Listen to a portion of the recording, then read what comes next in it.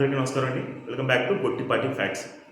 YSRCP Paytm కుక్కలు ఏదైతే ₹5 తీసుకుని ఈ ఫేస్బుక్లో, వాట్సాప్లో వాటిల్లో పోస్టులు పెడుతూ ఉంటారో వాళ్ళకి ఇంకా బుద్ధి రాల. 11 సీట్లు వచ్చినా బుద్ధి రాల. ఇంకెన్ని సీట్లు వస్తే బుద్ధి వస్తుందో అర్థం కావట్లా. మీ మాజీ సీఎంకి అయితే బుద్ధి వచ్చేసింది కదా.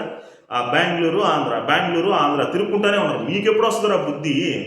లోకేష్ గారిని, పవన్ కళ్యాణ్ గారిని, చంద్రబాబు నాయుడు గారిని ఏదో ఒకటి అంటానే ఉన్నారు. మీకు కొన్ని కోట్ల ప్యాకేజ్ పెట్టారు మంత్లీ. దానికి తగ్గట్టుగా మీరు మాట్లాడుతూ ఉండాలి, దానికి తగ్గట్టుగా మీరు పోస్టులు పెట్టాలి, దానికి తగ్గట్టుగా చేయాలి. ఓకే, నేను కాదంటలా. ఒకసారి చూడండి రా, నిజాలు చూడండి. చంద్రబాబు నాయుడు గారు నిన్న ఒక ట్విట్టర్లో ఒక మహిళ మెసేజ్ చేస్తే వెంటనే రిప్లై ఇచ్చారు. ఆ మహిళ ఎవరో కాదు, సునీత కిషన్ గారు, సోషల్ ఉమెన్ వర్కర్.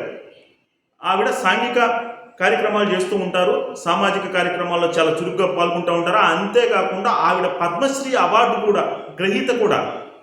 ఆవిడ ఒక పోస్ట్ చేశారు, చంద్రబాబు నాయుడు గారు మిమ్మల్ని కలవడానికి నేను చాలా ప్రయత్నాలు చేశాను, ప్రతి ఒక్క దాంట్లో విఫలమయ్యాను, కాబట్టే ఈ మార్గాన్ని ఎంచుకున్నాను, ఎక్స్ వేదికగా మీకు ఈ పోస్ట్ పెడుతున్నాను, ఖచ్చితంగా నేను మిమ్మల్ని కలవాలి, మిమ్మల్ని కలిసి ఆడవాళ్ళ కోసం, చిన్నపిల్లలపై జరుగుతున్న దాడుల గురించి, మిగతా వాటి గురించి డిస్కస్ చేయాలి, ఆ సమస్యల్ని పరిష్కరించాలి అని చెప్పి ఆవిడ చెప్పడం జరిగింది.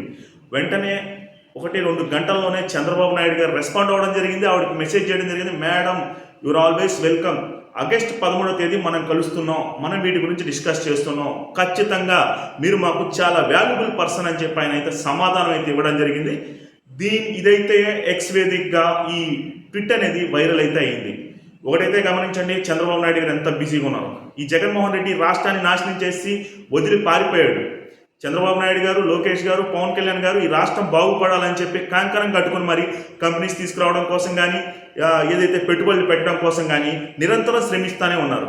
ఇంతటి బిజీ టైంలో కూడా ఆయన ఆ ట్విట్టర్కి సమాధానం చెప్పడం, ఆవిడ పోస్ట్ని గౌరవించడం, ఆవిడికి సున్నితంగా సమాధానం చెప్పి రండి మేడం 13వ తేదీ అని చెప్పడం, ఇవన్నీ కూడా నిజంగా చాలా హర్షించాల్సిన విషయాలు.